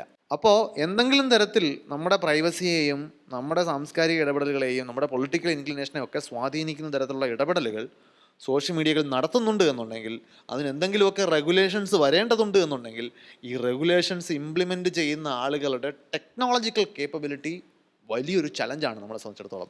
അവർ പറയുന്നത് വിശ്വസിക്കുന്നതിനപ്പുറം ഇവർ പറയുന്നത് അങ്ങനെ പറയരുത്, അങ്ങനല്ല എന്ന് പറയാനുള്ള സാങ്കേതികപരമായിട്ടുള്ള ഗ്രാഹ്യം അവർക്കില്ല. അവരെ കുറ്റപ്പെടുത്താൻ പറ്റില്ല. മനുഷ്യ സമൂഹം ഇങ്ങനെ ഒരു ചലഞ്ച് മുമ്പ് നേരിട്ടിട്ടില്ല. കുറച്ച് ആളുകൾക്ക് മാത്രം അറിയാവുന്ന രഹസ്യങ്ങളുടെ അടിസ്ഥാനത്തിൽ ലോകം നിയന്ത്രിക്കപ്പെടുക എന്ന് പറയുന്നത്. അപ്പോൾ നമുക്കറിയാം കേംബ്രിഡ്ജ് അനലിറ്റിക്ക എന്ന് പറയുന്ന കമ്പനി ഫസ്റ്റ് ട്രംപ് ഗവൺമെൻറ് അമേരിക്കയിൽ വരുന്ന സമയത്ത് അവർ പെട്ടെന്ന് ലൈം ലൈറ്റിലേക്ക് വരുന്നു. നല്ല അർത്ഥത്തിലായിരുന്നില്ല. അവർ സോഷ്യൽ മീഡിയയിൽ നടത്തിയ ഇടപെടലുകൾ ട്രംപിനെ അധികാരത്തിലെത്തിക്കുന്നതിൽ സഹായിക്കുന്ന തരത്തിലായിരുന്നു എന്നുള്ള കണ്ടെത്തലാണ്, ഗൗരവകരമായിട്ടുള്ള കണ്ടെത്തലുകളാണ്. നേരത്തെ പറഞ്ഞ ഫിൽട്ടർ ചേംബറും എക്കോ ചേംബറും ഫിൽട്ടർ ബബിളും പോലുള്ള ചില പ്രതിഭാസങ്ങളെ കൃത്യമായി അടയാളപ്പെടുത്തുന്ന അവിടെയാണ്. ഇപ്പോൾ ഏത് പാർട്ടിയെ അമേരിക്കയിൽ എപ്പോഴും ബൈ പാർട്ടിയാണല്ലോ, അതായത് റിപ്പബ്ലിക്കനെ ആണോ ഡെമോക്രാറ്റിനെ ആണോ തിരഞ്ഞെടുക്കേണ്ടത് എന്ന് സംശയമില്ല ഉള്ള എന്തെങ്കിലും ഒരു പാർട്ടിയോട് ഹാർഡ് കോർ അഫിലിയേഷൻ ഇല്ലാത്ത ഒരാൾ, സ്വിംഗ് വോട്ടുകൾ നമ്മൾ വിളിക്കുന്ന അങ്ങനെ ഒരാളുടെ മുമ്പിൽ അയാളുടെ മറ്റ് ട്രെയ്റ്റ്സ് വെച്ചിട്ട് ഇയാളെ എങ്ങോട്ട് മറിക്കാനാണ് എളുപ്പം എന്ന് പ്രൊഫൈൽ ചെയ്യുക. ഏതെങ്കിലും ഒരു പാർട്ടി ഏതെങ്കിലും ഒരു മതവിശ്വാസത്തെ വല്ലാതെ പ്രൊമോട്ട് ചെയ്യുന്ന രീതിയിലാണ് പ്രവർത്തിക്കുന്നതെന്ന് വെച്ചോളൂ. ആ പാർട്ടിയുടെ അഫിലിയേഷൻ ഇല്ലാത്ത ഒരാളിന് ആ മതവിശ്വാസത്തോട് അഫിലിയേഷൻ ഉണ്ടെങ്കിൽ അയാളെ ആ പാർട്ടിയിലേക്ക് മറിക്കാൻ എളുപ്പമാണ്. ഇത് സാധാരണ കൺവെൻഷണൽ പൊളിറ്റിക്കൽ ആക്ടിവിറ്റിയിൽ നമുക്ക് മനസ്സിലാവില്ല. നമ്മൾ മാസിനെയാണ് കാണുന്നത്. നമ്മൾ വോട്ട് ചോദിക്കാൻ പോകുമ്പോൾ നമ്മളിങ്ങനെ ഒരുപാട് ആളുകളെ നമ്മൾ കാണുന്നത്, ആരെങ്ങോട്ട് മാറിയെന്ന് നമുക്കറിയില്ല, നമുക്ക് നിഷ്പക്ഷരാണ്. പക്ഷേ അവരുടെ പ്രൈവറ്റ് ലൈഫിൽ അവരെവിടേക്കൊക്കെയാണ് അവരുടെ മറ്റ് ഇൻട്രസ്റ്റുകൾ പോകുന്നത് എന്ന് നാട്ടിലെ രാഷ്ട്രീയ പ്രവർത്തകർക്ക് അറിയില്ല. പക്ഷേ ഇൻ്റർനെറ്റിൽ ഗൂഗിളിനും ഫേസ്ബുക്കിനും ഒക്കെ അറിയാം. അപ്പോൾ ഇയാൾ സ്ഥിരമായിട്ട് ഇപ്പോൾ വർഗീയത തുളുമ്പുന്ന കാര്യങ്ങൾക്ക് ലൈക്ക് ചെയ്യുന്ന, ആൻറ്റി ഇമിഗ്രൻ്റ് ആയിട്ട് അഭിപ്രായം പറയുന്ന ആളുകൾ ട്രംപിന് വോട്ട് ചെയ്യാൻ സാധ്യതയുള്ള ആളാണ്. അവർ പ്രോ ട്രംപ് ആയിക്കൊള്ളണമെന്നില്ല, അവർ പ്രോ റിപ്പബ്ലിക്കൻ ആയിക്കൊള്ളണമെന്നില്ല. പക്ഷേ അവരെ നിരന്തരം ട്രംപിനെ വല്ലാതെ ഗ്ലോറിഫൈ ചെയ്യുന്ന തരം കണ്ടന്റ് ഫീഡ് ചെയ്ത് കൊടുത്താൽ ഇയാളെ തിരഞ്ഞെടുത്തേക്കാം എന്ന തീരുമാനത്തിലേക്ക് ഇവരെ കൊണ്ടെത്തിക്കാൻ പറ്റും. ഇങ്ങനെയാണ് ഇത് അപകടകരമായിട്ടുള്ള കോൺസിക്വൻസസ് ഉണ്ടാക്കുന്നത്. അപ്പോൾ ഇതിനെ എങ്ങനെ റെഗുലേറ്റ് ചെയ്യാമെന്നുള്ളിടത്ത് ശരിക്കും കൺസേണിങ് ആയിട്ടുള്ള സിറ്റുവേഷനിലാണ് നമ്മളിപ്പോൾ ഉള്ളത്. റെഗുലേഷൻ ആര് ചെയ്യും, എങ്ങനെ ചെയ്യും? കാരണം ടു ബിഗ് ടു ഫെയിൽ ആണ് ഈ കമ്പനികളൊക്കെ. വലിയ വലിയ കോർപ്പറേഷൻസ് ആണ്. നമുക്ക് ഇൻഡിവിജ്വൽ തലത്തിലോ ഒരു സംസ്ഥാനം എന്ന തലത്തിൽ നിന്നോ പോലും നമുക്ക് ഒരിക്കലും ഫൈറ്റ് ചെയ്യാൻ കഴിയാത്ത സ്കെയിലിലേക്ക് ഇവർ വളർന്നു കഴിഞ്ഞു. അപ്പോൾ അങ്ങനെ ഒരു കൺസേൺ ഒന്ന് ഇക്കണോമിക്കലി നേരത്തെ പറഞ്ഞ, പിന്നെ സോഷ്യൽ ആയിട്ടുള്ള മറ്റൊരു വലിയ അപകടം അത് ക്രിട്ടിക്കൽ തിങ്കിങ് എന്ന് പറയുന്നൊരു ആസ്പെക്റ്റ് ഉണ്ടല്ലോ. നമ്മുടെ സമൂഹത്തിലെ തീരുമാനങ്ങൾ എടുക്കപ്പെടുമ്പോൾ, സമൂഹം എന്നല്ല നമ്മൾ തീരുമാനം എടുക്കുമ്പോൾ നമ്മൾ ശ്രദ്ധിച്ചാൽ ലോകത്തിലെ വലിയ ആശയങ്ങളൊക്കെ ഉണ്ടായിട്ടുള്ളത് ബോർഡത്തിൽ നിന്നാണ്. ഒരാൾ വെറുതെ ഇരുന്ന് ആലോചിക്കുന്നിടത്തുനിന്നൊക്കെയാണ് വലിയ ഐഡിയകൾ ഉണ്ടാകുന്നത്. നിങ്ങൾ ബസ്സിൽ 5 മിനിറ്റ് ഇരുന്ന് വെറുതെ ആലോചിക്കുമ്പോൾ വലിയ ഐഡിയകളൊന്നും ഉണ്ടാകുമെന്ന് എക്സ്പെക്ട് ചെയ്യരുത്. അല്ലെങ്കിൽ നിങ്ങൾക്ക് അങ്ങനെ തിങ്കിങ് ശീലമുള്ള ആളായിരിക്കണം. നമുക്കിപ്പോൾ അങ്ങനൊരു ഹാബിറ്റ് ഇല്ല. അങ്ങനെ ഹാബിറ്റ് കുറഞ്ഞു വരികയാണ്. കാരണം നമ്മുടെ അറ്റൻഷൻ ഇക്കോണമിയിലെ attention, if information is abundant attention is scarce എന്നാണ്. മനുഷ്യൻ ഇവോൾവ് ചെയ്തിരിക്കുന്നത് ഇൻഫർമേഷൻ തീരെ ഇല്ലാതിരുന്ന ഒരു കാലഘട്ടത്തിന് വേണ്ടി അനുയോജിച്ച തലച്ചോറുമായിട്ടാണ്. ഇപ്പോൾ അങ്ങനെയല്ല, ഇൻഫർമേഷൻ അബണ്ടൻ്റ് ആണ്. ഇത് ഏതിൽ ശ്രദ്ധിക്കണം എന്ന കൺഫ്യൂഷനാണ്. സിനിമയിൽ ബിന്ദു പണിക്കരുടെ ക്യാരക്ടർ പറയുന്നല്ലോ, അയ്യോ ഇതിൽ ഏതെടുക്കും, ഫ്രിഡ്ജ് എടുക്കണോ AC എടുക്കണോ, മൊത്തം കൺഫ്യൂഷനാണ്. അത്രയും കണ്ടന്റ് ഉണ്ട് നമ്മുടെ മുമ്പിൽ. നമുക്ക് ബോറടിക്കാതിരിക്കാൻ മാത്രമുള്ള ഇൻഫൈനൈറ്റ് സ്ക്രോൾ എന്ന് പറയുന്നത് ഒരു മനഃപൂർവ്വമായിട്ട് നടത്തിയിരിക്കുന്ന ഒരു ഇടപെടലാണ് സോഷ്യൽ മീഡിയയിൽ. നിങ്ങൾ ഒരിക്കലും സ്ക്രോൾ ചെയ്ത് തീരില്ല. എപ്പോഴും പുതിയ പുതിയ സംഗതി. ഫേസ്ബുക്കൊക്കെ വന്ന സമയത്ത് അങ്ങനെയല്ല, യു ഹാവ് കോട്ട് അപ്പ് എന്ന് എഴുതി കാണിക്കുമായിരുന്നു. നിങ്ങളുടെ ഫീഡ് കഴിഞ്ഞു, ഇനി ഒന്നും കാണാനില്ല, അവിടെ അങ്ങ് നിർത്താൻ പറ്റും. ഇതല്ല, you never go out of content. ഇതിങ്ങനെ വന്നുകൊണ്ടേയിരിക്കും. അപ്പോൾ ഇതിന്ന് ചിന്തിക്കുന്നൊരു ശീലമില്ല. അത് പൊതുവെ കുട്ടികളെ വല്ലാതെ സ്വാധീനിച്ചു എന്നൊക്കെയാണ് അധ്യാപകരുടെ പരാതി. ഞാനത് വിശ്വസിക്കുന്നില്ല. എല്ലാവരെയും ബാധിച്ചിട്ടുണ്ടെന്നുള്ളതാണ് പ്രശ്നം. കുട്ടികളെ മാത്രമൊന്നുമല്ല, മുതിർന്ന ആളുകളുടെയും അറ്റൻഷൻ സ്പാൻ ഭയങ്കര കുറവാണ്. കുട്ടികൾക്ക് ഒരു ഫിസിക്സിലെ ഒരു ക്വാണ്ടം മെക്കാനിക്സിൻ്റെ ക്ലാസ് ഒരു റീലായിട്ട് കിട്ടിയാൽ സൗകര്യം എന്നുള്ളതാണ് അവരുടെ ഒരു ആറ്റിറ്റ്യൂഡ്. ഇപ്പോൾ 1 മണിക്കൂർ ക്ലാസ് ഒന്നും അവരിനി സഹിക്കില്ല. ഒരു 90 മിനിറ്റ് കൊണ്ട് ക്വാണ്ടം മെക്കാനിക്സ് പഠിപ്പിക്കാൻ പറ്റും, 90 സെക്കൻഡ് കൊണ്ട് ക്വാണ്ടം മെക്കാനിക്സ് പഠിപ്പിക്കാൻ പറ്റുക നന്നായിരിക്കും. മുതിർന്നവർ അങ്ങനെ തന്നെയാണ്. മുതിർന്നവർ ഇതിൽ നമ്മുടെ സൈക്കോളജിക്കൽ വീക്ക്നെസ്. ഇപ്പോൾ ഓപ്പറാൻഡ് കണ്ടീഷനിങ് എന്ന് പറഞ്ഞാൽ BF സ്കിന്നർ എന്ന് പറയുന്ന സയൻറ്റിസ്റ്റിൻ്റെ ഒരു തിയറി ഉണ്ട്. അതായത് നിങ്ങൾ അതിനകത്ത് വരുന്നവരാണ് വേരിയബിൾ റിവാർഡ്സ്. നമ്മൾ എന്തെങ്കിലും റിവാർഡ് കിട്ടും, എന്തെങ്കിലും ഗുണമുള്ള കാര്യം കിട്ടുമെന്ന പ്രതീക്ഷയാണ് നമ്മളെ പലതും ചെയ്യിക്കുന്നത്. കിട്ടിക്കഴിഞ്ഞാൽ ആ പ്രതീക്ഷയില്ല, എപ്പോഴും കിട്ടിക്കൊണ്ടിരിക്കരുത്. എന്നാൽ നമ്മളിപ്പോൾ ഒരു റീൽസോ ഷോർട്സോ ഒക്കെ കണ്ടുകൊണ്ടിരിക്കുന്ന ആളുടെ ഒരു മെൻറ്റാലിറ്റി, അയാൾ കാണുന്ന എല്ലാ ഷോർട്സും അയാൾ ആസ്വദിക്കുന്നില്ല. അങ്ങനെ ആസ്വദിക്കുന്ന അയാൾ പെട്ടെന്ന് നിർത്തും. പകരം ഒരു 6-7 മോശം റീല്, അൺഇൻട്രസ്റ്റിംഗ് ആയിട്ടുള്ള മോശം റീല് കഴിഞ്ഞിട്ടാണ് ഒരു ഇൻട്രസ്റ്റിംഗ് റീല് വരുന്നത്. അപ്പോൾ ഈ 6 എണ്ണം നമ്മൾ സ്ക്രോൾ ചെയ്ത് കളയുന്നത് ഒരു ഇൻട്രസ്റ്റിംഗ് വരുമല്ലോ എന്ന പ്രതീക്ഷയുടെ പുറത്താണ്. ഇതാണ് വേരിയബിൾ റിവാർഡ് മെക്കാനിസം എന്ന് വിളിക്കുന്നത്. തുടർച്ചയായിട്ട് റിവാർഡ് കൊടുത്തുകൊണ്ടിരുന്നാൽ അത് ഇങ്ങനെ നമ്മളെ പിടിച്ചു നിർത്താൻ പറ്റില്ല. അപ്പോൾ നമ്മളിതിങ്ങനെ സ്ക്രോൾ ചെയ്തുകൊണ്ടിരിക്കും. അപ്പോൾ നമുക്ക് ഒന്നിലും ശ്രദ്ധയില്ല. കണ്ടന്റ് എല്ലാം വളരെ പെട്ടെന്ന് കിട്ടണം, പാസീവായിട്ട് വളരെ പെട്ടെന്ന് കിട്ടുന്ന കണ്ടന്റാണ്. അപ്പോൾ ഇത് ഗവൺമെൻറ്റ്സിന് ഇഷ്ടമാണ്. ഒരു അതോറിറ്റേറിയൻ ടെൻഡൻസി ഉള്ള ഗവൺമെൻറ്റിന് ഏറ്റവും അനുകൂലമായിട്ടുള്ള സാഹചര്യമാണ് ഇത്. നിങ്ങളെല്ലാവരും സ്ക്രോൾ ചെയ്തുകൊണ്ടിരുന്നോളൂ, നിങ്ങൾ ഞങ്ങളെക്കുറിച്ച് ചിന്തിക്കുന്നത് നിർത്തൂ. സർക്കാരിൻ്റെ നിർമ്മല സീതാരാമൻ എന്ന് പറയുന്ന ഫിനാൻസ് മിനിസ്റ്റർ യൂണിയൻ ബജറ്റ് അവതരിപ്പിക്കുമ്പോൾ പിറ്റേന്ന് പത്രത്തിൽ വന്ന വാർത്ത അവരെടുത്തിരുന്ന സാരി ഏതാണെന്നുള്ളതാണ്. എന്നിട്ട് ഗ്രാഫിക്സിലൂടെ വരുന്ന ഓരോരുത്തരും അവരവരുടെ വെർഷൻ ആയിരിക്കും നമ്മുടെ മുമ്പിൽ പ്രസൻറ്റ് ചെയ്യുന്നത്. അല്ലാതെ ബജറ്റ് സ്റ്റേറ്റ്മെൻറ്റ് എത്ര പേര് വായിക്കും? യൂണിയൻ ഗവൺമെൻറ്റിൻ്റെ സൈറ്റിലുണ്ട്. നമുക്ക് അത്രയൊന്നും അധ്വാനിക്കാൻ നമുക്ക് പറ്റില്ല. അപ്പോൾ നിങ്ങളങ്ങനെ ക്രിട്ടിക്കലി അനലൈസ് ചെയ്താലേ ഉള്ളൂ നിങ്ങൾക്ക് വേറൊരു ഗവൺമെൻറ് വേണമെന്നോ വേറൊരു ലീഡറെ തിരഞ്ഞെടുക്കണമെന്നോ ഒക്കെയുള്ള ഡിസിഷൻ മേക്കിങ്ങിലേക്ക് വരൂ. അത് ആരും ആയിക്കൊള്ളട്ടെ. പക്ഷെ നമ്മുടെ ഡിസിഷൻസ് അങ്ങനെ ആഴത്തിലുള്ള ചിന്തയുടെ അടിസ്ഥാനത്തിലല്ല. അപ്പോൾ നമ്മൾ ഇരുന്ന് ആലോചിക്കുന്നത് നിർത്തി സ്വാഭാവികമായിട്ടും ഇത് ഇറോഷൻ ഓഫ് ക്രിട്ടിക്കൽ തിങ്കിങ് എന്ന പേരിൽ പല സ്ഥലങ്ങളിലും അക്കാഡമികമായിട്ടാണ് ചർച്ച ചെയ്യപ്പെട്ട് തുടങ്ങി. കാരണം നമ്മൾ അറ്റൻഷൻ സ്പാൻ കുറഞ്ഞു വരുന്നു. ഒരുപാട് നേരം ശ്രദ്ധിച്ചിരുന്നാൽ മാത്രം ജനറേറ്റ് ചെയ്യാൻ പറ്റുന്ന ഐഡിയകൾ ഇനി ഉണ്ടാക്കില്ല. നമ്മൾ പലരും കരുതുന്നത് ഇനി AI വന്നതോടുകൂടി AI എല്ലാ പ്രശ്നങ്ങളും സോൾവ് ചെയ്യുന്ന ഒരു നരേറ്റീവ് ഒരു സൈഡിൽ കൂടെ ബിൽഡ് ചെയ്ത് വെച്ചിട്ടുണ്ട്. AI ഉണ്ടാക്കുന്ന പ്രശ്നങ്ങൾ ആര് പരിഹരിക്കുന്നതിനെക്കുറിച്ചും അതിനെക്കുറിച്ചുള്ള നരേറ്റീവ് ആരും വരുന്നില്ല. കാരണം ശ്രദ്ധിച്ചിട്ടില്ലേ, എന്താണ് AI കുറിച്ച് എൻ്റെ അടുത്ത് ഒരുപാട് വിദ്യാർത്ഥികൾ ചോദ്യം ചോദിക്കാറുണ്ട്. അവർ കോട്ട് ചെയ്യുന്ന ആരെയാണെന്നറിയാം? എലോൺ മസ്കിനെയാണ്. എലൺ മസ്ക് പറയുന്നത് നമ്മൾ 2030 മാഴ്സിൽ ഇറങ്ങുന്നത്. എന്ന് വെച്ചാൽ who is Elon Musk? Elon മസ്കിൻ്റെതായ ഒരു പർപ്പസ് ഉണ്ട്. It is not scientific, it is economic or financial. A ഐയെ കുറിച്ച് സംസാരിക്കുന്നത്, നമ്മളുടെ എ ഐയെ കുറിച്ചിട്ടുള്ള അറിവ് വരുന്നത് ആരിൽ നിന്നാണ്? സാം ആൾട്ട്മൻ ആണ് എ ഐയെ കുറിച്ച് നമ്മളെ പഠിപ്പിക്കുന്നത്. ആരാണ്? സാം ആൾട്ട്മൻ ഒരു കമ്പനിയുടെ CEO ആണ്. അദ്ദേഹത്തിൻ്റെ പർപ്പസ് എന്തായിരിക്കും? നമുക്ക് എ ഐയെ കുറിച്ചിട്ടുള്ള സത്യസന്ധമായ അറിവ് പകരുക എന്നുള്ളതാണ്? അല്ല, അദ്ദേഹത്തിൻ്റെ ആ കമ്പനി എങ്ങനെ വളർത്താം എന്നുള്ളതാണ്. അപ്പോൾ ആ വിഷയം നമ്മൾ വേറെ തന്നെ ചർച്ച ചെയ്യേണ്ടതാണ്. ഇപ്പോൾ എ ഐയിലേക്ക് വന്നു കഴിഞ്ഞാൽ എ ഐയുടെ എക്കണോമിക്സ് ആരും സംസാരിക്കുന്നില്ല, എ ഐയുടെ എൻവയൺമെൻറ്റൽ ഇമ്പാക്ട്സ് ആരും സംസാരിക്കുന്നില്ല. എ ഐ നാളെ സൂപ്പർ ഇൻ്റലിജൻസ് ആയിട്ട് മനുഷ്യരെ കീഴടക്കുക എന്നുള്ള രീതിയിലേക്കാണ് നമ്മൾ ചർച്ച ചെയ്തു പോകുന്നത്. We are engaged in very pointless discussions. അത് സോഷ്യലി ഭയങ്കര ഡാമേജിങ് ആണ്. ഇതെല്ലാം നമ്മൾ നടക്കാൻ പോകാത്ത കാര്യങ്ങളെക്കുറിച്ച് അല്ലേ? പഴയ ഒരു നമ്പൂരി ഫലിതമുണ്ടല്ലോ, ഒരു സ്ഥലത്ത് വന്നപ്പോൾ 2 പേര് ഘോരം ചർച്ച ചെയ്യുകയാണ്. കുറേ നേരമായിട്ട് ചർച്ച തീരുന്നില്ല. അപ്പോൾ മൂന്നാമത്തെ ആൾ ഇടപെട്ടു. എന്താണ് ചർച്ചാ വിഷയം? ചർച്ചാ വിഷയം ഇതാണ്: താറാവ് ക്വാക്വ എന്നാണോ ഗ്വാഗ്വ എന്നാണോ വിളിക്കുന്നത്? ഇത് എങ്ങനെ ചർച്ച ചെയ്ത് സെറ്റിൽ ചെയ്യും? ഞാൻ പറഞ്ഞ പോയിന്റ് തർക്കോത്തരമാണോ എന്ന് എനിക്കറിയില്ല, പക്ഷേ ഇത് വളരെ കൺസേണിങ് ആയിട്ടുള്ള കാര്യമാണ്. നമ്മൾ ഒരുപക്ഷെ ഇത്തരം ചർച്ചകളാണ് അതിനെതിരെയുള്ള ആദ്യത്തെ ചുവടുവയ്പ്പുകളായിട്ട് നമുക്ക് കണക്കാക്കേണ്ടത്. സോഷ്യൽ മീഡിയയുടെയും എ ഐയുടെയും അതിൻ്റെ രണ്ടിൻ്റെയും ഇടപെടൽ ഒരുപോലെ തന്നെയാണ്. ആ ഒരു പ്രധാനപ്പെട്ട കാര്യം നമ്മളെ പരുവപ്പെടുത്തുക എന്നുള്ളത് തന്നെയാണ്. നമ്മളെ എങ്ങനെയാണ് അവരുടെ കൂട്ടിലെ താറാവാക്കുക അല്ലെങ്കിൽ അവരുടെ കൂട്ടിലെ കോഴിയാക്കുക എന്നുള്ളതാണ് ഓരോ പൊളിറ്റിക്കൽ എൻറ്റിറ്റിയും. അത് പൊളിറ്റിക്കൽ പാർട്ടി എന്ന് ഞാൻ പറയുന്നില്ല. പൊളിറ്റിക്കൽ പാർട്ടികൾക്ക് ഉറപ്പായിട്ടും അവരുടേതായ പ്രൊപ്പഗാൻഡയുണ്ട്, അവർ അതിനുവേണ്ടി ശ്രമിക്കുന്നുണ്ടാവും. പക്ഷേ ആ പൊളിറ്റിക്കൽ പാർട്ടികൾക്ക് ഉപരിയായിട്ട് ഇപ്പോൾ ഒരു വലിയ ഓർഗനൈസേഷൻ ആയിരിക്കാം, ഒരു വലിയ ബിസിനസ്സുകാരനായിരിക്കാം, അങ്ങനെ ഓരോരുത്തർക്കും അവരുടേതായ പൊളിറ്റിക്കലായിട്ടുള്ള റീസണിങ് ഉണ്ട്. ആ ഒരു പർട്ടിക്കുലർ പ്രൊപ്പഗാൻഡ വെച്ചിട്ട് അവർ കൃത്യമായിട്ട് നമ്മളെ ഫോക്കസ് ചെയ്തുകൊണ്ട് നമ്മളെ പരുവപ്പെടുത്തും. നേരത്തെ സൂചിപ്പിച്ച ഈ എക്കോ ചേംബർ എന്ന് പറയുന്ന അല്ലെങ്കിൽ ഫിൽറ്റർ ബബിൾ എന്ന് പറയുന്ന സ്ഥലത്ത് കുടുങ്ങിക്കിടക്കുന്ന നമ്മൾ വിചാരിക്കുന്ന എന്താണ്? നമ്മൾ ചിന്തിക്കുന്ന പോലെ ലോകത്തുള്ള മറ്റുള്ള ആൾക്കാർ ചിന്തിക്കുന്നു എന്നുള്ളൊരു കാഴ്ചപ്പാടിലാണ് പോകുന്നത്. അവിടെ നമുക്ക് അനഭിമതമായ ഒരു സംഭവത്തിന് നിരന്തരം ഒരാൾ കൊണ്ടുവന്ന് ഇട്ട് കഴിഞ്ഞാൽ സ്വാഭാവികമായിട്ടും നമ്മളതിനെ റെസിസ്റ്റ് ചെയ്യും. ഇപ്പോൾ ഞാനൊരു പർട്ടിക്കുലർ പാർട്ടിയുടെ അംഗമാണ്. ഒരു രാഷ്ട്രീയ പാർട്ടി ഏതാണെന്ന് പറയുന്നില്ല, പൊളിറ്റിക്കൽ പാർട്ടി എ. ആ പൊളിറ്റിക്കൽ പാർട്ടി എയുടെ സോഷ്യൽ ബബിളിനകത്തുള്ള സ്ഥലത്തേക്ക് ഞാൻ പോകുമ്പോൾ എനിക്ക് അവിടെ പൊളിറ്റിക്കൽ പാർട്ടി ബിയുടെ ഒരു ഒപ്പീനിയൻ നിരന്തരമായി കിട്ടിയാൽ ഞാൻ അതിനെ റെസിസ്റ്റ് ചെയ്യും.